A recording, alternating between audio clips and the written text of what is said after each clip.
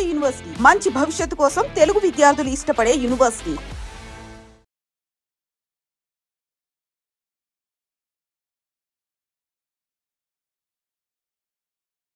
Hi guys, welcome to I dream. Every week వచ్చే కొత్త మూవీస్కి సంబంధించిన రివ్యూస్ అనేది కూడా ఫాస్ట్గా మన ఐ డ్రీమ్లో కూడా ఇస్తున్నాము. కాబట్టి ఇప్పుడైతే ఈరోజు రిలీజ్ అయిన మూవీ ఓదెలా 2.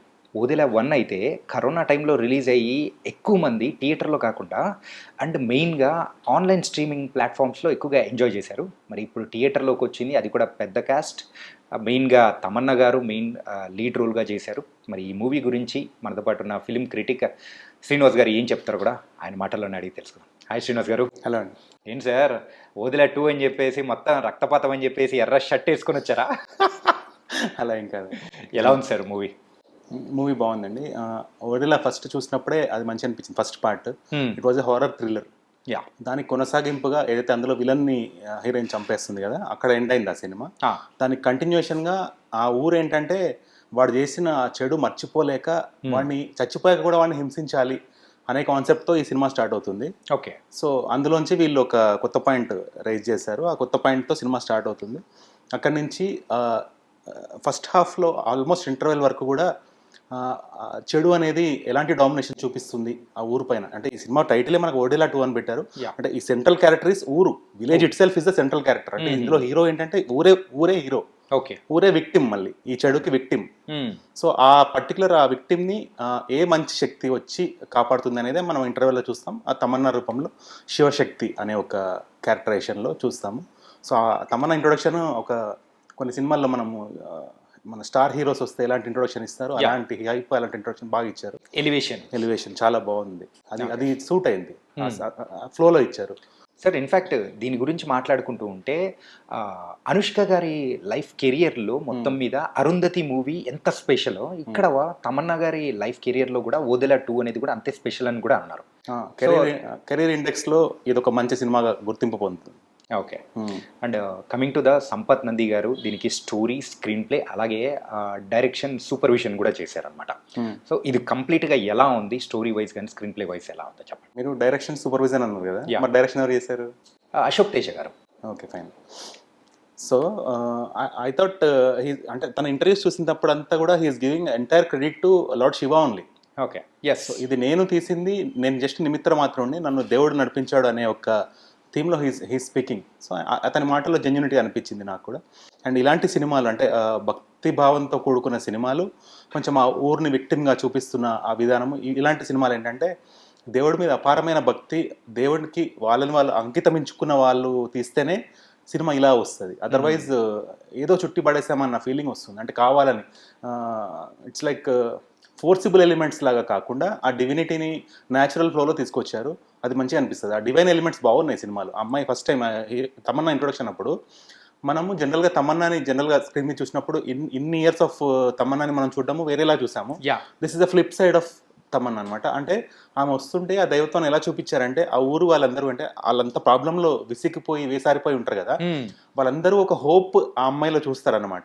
సో ఆ హోప్ వాళ్ళ దగ్గరికి నడుచుకుంటూ వస్తున్నప్పుడు వాళ్ళందరూ కూడా పసుపు నీళ్లు, కుంకుమ నీళ్లు చల్లి, అంటే అమ్మాయి కాళ్ళకి చెప్పులు వేసుకోరు, అలా నడుచుకుంటూ వస్తున్నప్పుడు ఆ ఎండ నుంచి ఆమెకి కొంచెం ఉపశమనం లాగా వీళ్ళ నీళ్లు చల్లడము, ఆ ఎలిమెంట్స్ కొన్ని అంటే నేచర్ ఎలిమెంట్స్ బాగా ఇంక్లూడ్ చేశారు సినిమాలో. ఇంకోటి ఆ విలన్ అనే అతను పంచభూతాలని కూడా కంట్రోల్ చేసేసుకొని ఆ ఊరిని ఎట్లాగైనా నాశనం చేయాలి అనే ఇంటెన్షన్ అనేది, ఆ క్రూయల్టీ నుంచి ఊరు ఎలా బయటపడుతుంది అనేది బాగా చూపించారు యాక్చువల్లీ.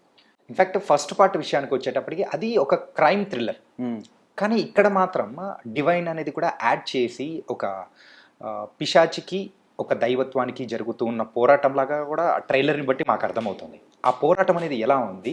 సో ఎప్పుడైనా కానీ విలన్ ఎంత హైలైట్ అయ్యి అంటే ఎంత స్ట్రాంగ్గా ఉంటే అవతల హీరో కూడా అంతే స్ట్రాంగ్గా కనిపిస్తారు బీట్ చేయడానికి. సో దాని మధ్యలో జరుగుతున్న సన్నివేశాలు కానీ ప్రేక్షకుల్ని అంటే మెప్పించగల రకంగా ఉన్నాయా? ఇది కొంచెం నేను ప్రాక్టికల్గా అర్థం కావడానికి ఒక రియల్ టైం ఎగ్జాంపుల్ చెప్తా. ఓకే.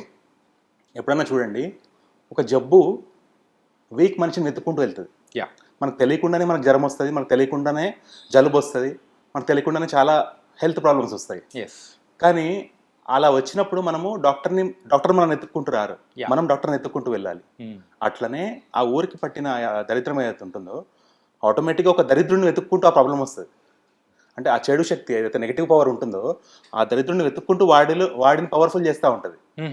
సో అలాంటప్పుడు ఆ ఊర్లో ఉన్న కొంతమంది మంచి వాళ్ళు వాళ్ళ యొక్క హిస్టరీలోంచి తీసిన కొన్ని నాలెడ్జ్లోంచి ఏం చెప్తారంటే, దీనికి సొల్యూషన్ కూడా ఎక్కడో బయట వాళ్ళు వచ్చి చేయాలని అనుకోకుండా మన ఊరి నుంచే ఒక మనిషి చిన్న వయసులోనే దైవత్వాన్ని గుర్తించి ఆ భవబంధాలన్నీ వదిలేసి వాళ్ళ గ్రాండ్ మదర్ ఇన్ఫ్లుయెన్స్ వల్ల ఆ శివుడి ఒక ఇన్ఫ్లుయెన్స్లో తమను తాము ఆ దైవుడికి అంకితం ఇచ్చేస్తూ ఆ ఇన్ఫ్లుయెన్స్లో ఉన్న మనిషి ఎవరైనా వస్తే బాగుంటుంది అన్నప్పుడు వాళ్ళకే గుర్తొస్తుంది, ఎవరో ఎందుకు మన ఊరి అమ్మాయి ఉంది కదా భైరవి అనే అమ్మాయి, చిన్నప్పుడే ఊరొద్దులు వెళ్ళిపోయింది అమ్మాయి, దైవాధీనం అయిపోయింది మొత్తము.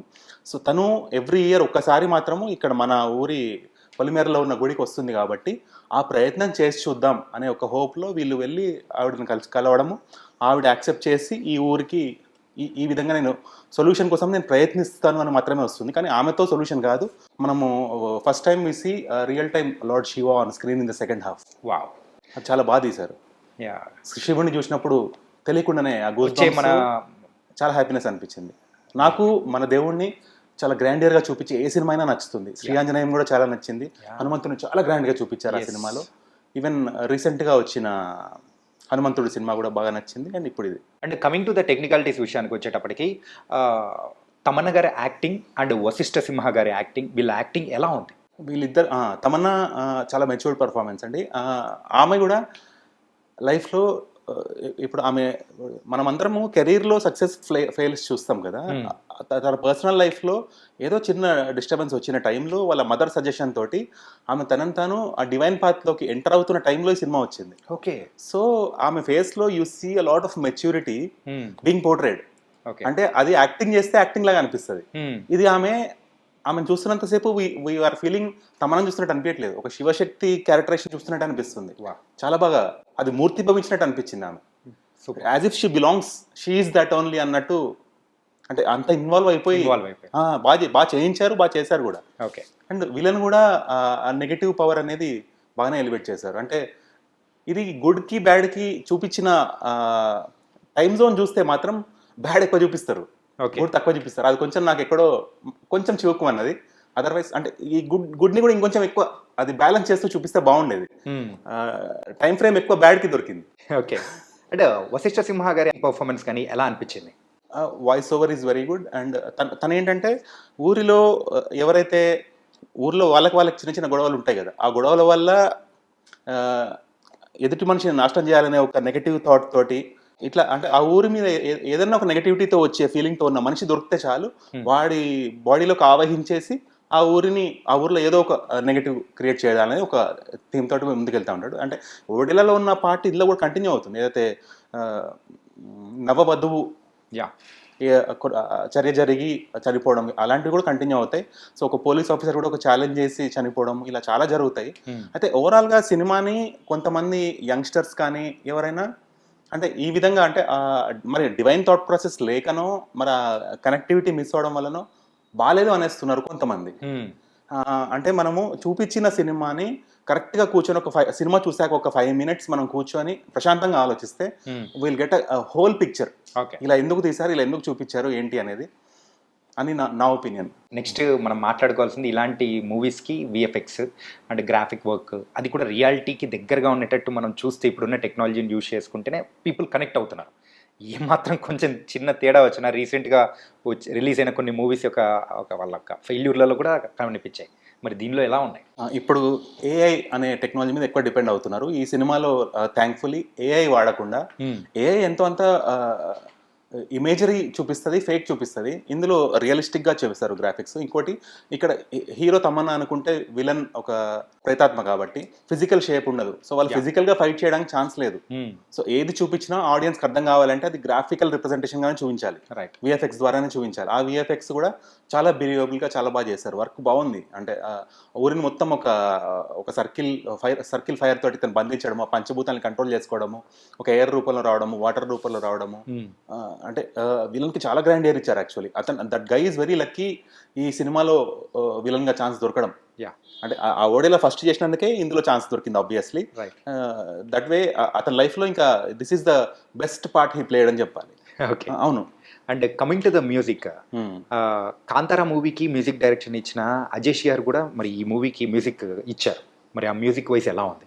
This is a soulful music. అంటే ఇలాంటి ఇతివృత్తం చెప్పే మూవీస్. ఇప్పుడు ఒక ఊరినే సెంట్రల్ క్యారెక్టర్గా పెట్టుకున్న సినిమా, ఆ సెంట్రల్ క్యారెక్టర్లో ఒక్కొక్క విలేజర్ని మనకి అంటే ఒక ఫస్ట్ 10 to 15 minutes మనకు ఆ విలేజ్ నేటివిటీ రూటెడ్నెస్ బాగా చూపిస్తారు.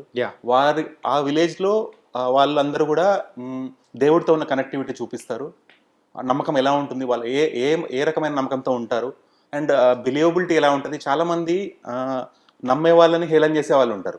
అలాంటి వాళ్ళు లేకుండా స్వచ్ఛంగా దేవుడిని ప్రేమించే మనుషులున్న ఒక ఊరు. సో అలాంటి ఇతివృత్తం అవన్నీ ఉన్నప్పుడు, వాటిని విజువల్గా బాగున్నప్పుడు, దాంతోపాటు మంచి మ్యూజిక్ మనకి హృదయంగా నచ్చేలాగా ఉంటేనే సినిమా ముందుకెళ్తున్న కొద్దీ మనకి హ్యాపీగా అంటే ఇంకా అప్పుడే అయిపోయింది అనిపిస్తుంది. ఫస్ట్ హాఫ్ అయిపోతే అలా అనిపిస్తుంది. ఎక్కడ కూడా బోర్ లేకుండా, ల్యాగ్ అనిపించకుండా బాగా తీసుకెళ్ళాడు సినిమాని. విలేజ్ లానే ఉంది, ఆ విలేజర్స్ కూడా విలేజర్స్ లానే ఉన్నారు. Everything he made it very believable. అంటే ఓవరాల్గా ఈ మూవీ అనేది ఎలాంటి హర్రర్ ఎక్స్పీరియన్స్, థ్రిల్లింగ్ ఎక్స్పీరియన్స్ ఇచ్చిందంటారు? వైలెన్స్ ఉంది, హారర్ ఎలిమెంట్స్ ఉన్నాయి, థ్రిల్ ఎలిమెంట్స్ ఉన్నాయి. అంటే మనము బాలీవుడ్లో రీసెంట్గా 2-3 మూవీస్ ఉన్నాయి. స్త్రీ ఒకటి, అలాంటి కైండ్ ఆఫ్ హారర్ ఈ సినిమాలో ఉంది. అయితే చిన్నపిల్లలు ఈ సినిమా చాలా భయపడచ్చు, అలాంటి హారర్ ఎలిమెంట్స్ ఉన్నాయి. ఓకే, మొత్తానికైతే ఈ మూవీ ఒక థ్రిల్లింగ్ ఎక్స్పీరియన్స్ అనేది కూడా ఇచ్చిందన్నమాట. Horror thriller with divinity. Wow. So lot of things are there to watch. ఏంటంటే ఈ మూవీని ఎందుకు చూడాలి అని అంటే ఈ థింగ్స్ అనేది కూడా మనం పెట్టుకోవచ్చు అనమాట. So tell me the final overall rating or experience about this movie. Any divine movie made with a good heart, pure heart gives a good experience for audience. So అదే మంచి మనసుతో, వాళ్ళు ఏ మంచి మనసుతో అయితే తీశారో, ఏ మంచి ఇంటెన్షన్తో తీశారో, ఆ ఇంటెన్షన్ అర్థం చేసుకుంటూ సినిమా చూసిన ప్రతి ఒక్కరికి సినిమా నచ్చుతుంది. కానీ తమన్నా ఉంది కాబట్టి ఐటమ్ సాంగ్ లేదు, తమన్నా ఉంది కాబట్టి ఇందులో మాస్ ఏదో ఉండాలి, ఆమె హీరోయిన్ కదా, ఈమెను హీరోలా చూపిస్తున్నారేంటి అనే ఒక ప్యారలల్ థాట్ ఉన్న వాళ్ళు మాత్రం ఈ సినిమాతో కనెక్ట్ కాకపోవచ్చు. నేను కేవలం ఇందులో తమన్నాని దట్స్ వాట్ ఐమ్ సేయింగ్, ఆమె పోర్ట్రే చేసిన క్యారెక్టర్తో కనెక్ట్ అయ్యాను. కానీ ఆమె పాస్ట్ ఏ సినిమాలు చేసినవే నాకు గుర్తు రాలేదు. బికాస్ ఆ స్టోరీతో మనం ఫస్ట్ హాఫ్ మొత్తం చూస్తున్నప్పుడు, ఆ స్టోరీతో కనెక్ట్ అయిపోయినప్పుడు మనకి కూడా ఆ ఊరికి ఈ ప్రాబ్లంకి సొల్యూషన్ దొరికితే బాగుండు అనే అనిపిస్తుంది. ఓకే, మొత్తం మీద అయితే శివశక్తి తన శక్తిని చూపించేసి మరి ఓదెలా 2ని అంటే తన శక్తి ఒక స్టేజ్ లో తన శక్తి సరిపోక దైవశక్తి కూడా యాడ్ అవ్వడం అనేది అది చాలా బాగా చూపించారు ఆన్ స్క్రీన్. తెలియకుండానే you feel so happy. Okay, it was a very nice review from your sir. ఏంటంటే ఓదెలా 2 ఎలా ఉందనేది కూడా చాలా చక్కగా మంచి పాయింట్స్తో కూడా చెప్పేశారు. So thank you so much.